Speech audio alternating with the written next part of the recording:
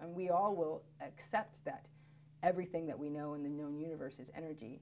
But somehow we as human beings forget that we are sources of power ourselves, actual power.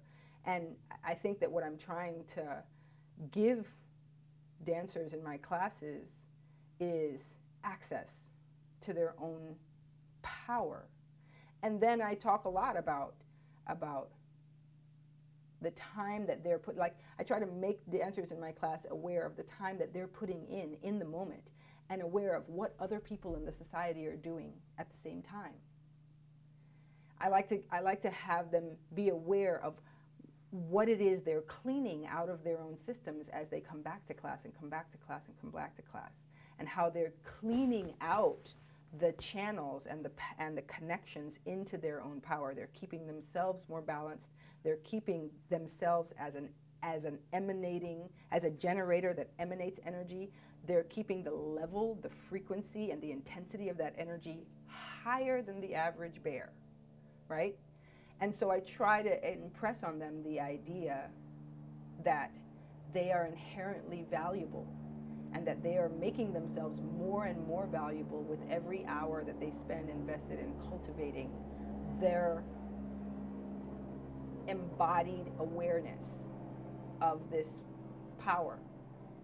And that using it as a performer, yes, that's one very profound thing that you can do with it. But there are many, many, many things that you can do with it. That you are when you walk into a room of civilians, people who do not cultivate their energy, who spend very little time investing and exploring their connection to their physical body, your body is benefiting them just by being in the room with them. And it's valuable. Now, we do need to learn how to communicate that in the world around us. But I think that if we really know and accept and believe that it's true, then the process of communicating that is just a matter of seeking the language, you know. But I think that sometimes we're not so sure.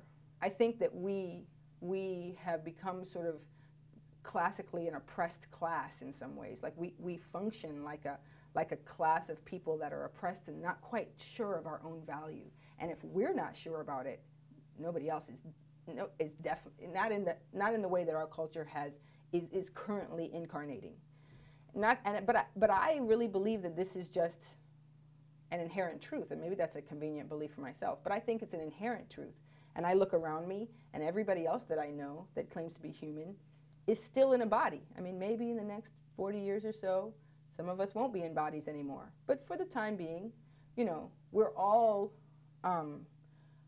struggling with cycles of ingestion and digestion and excretion. We're all cycling with cycles of birth and death. We're all struggling with trying to feel all of our emotions enough not for them to cause hypertension and ulcers and headaches and anxiety attacks and eczema and hair falling out or what have you.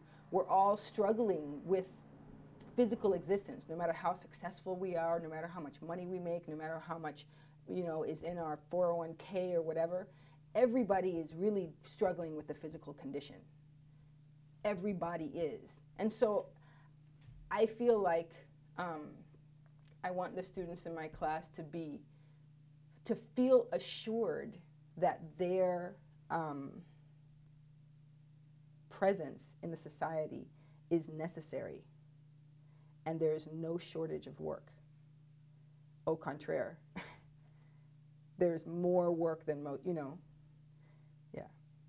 there's more work than we can really actually do.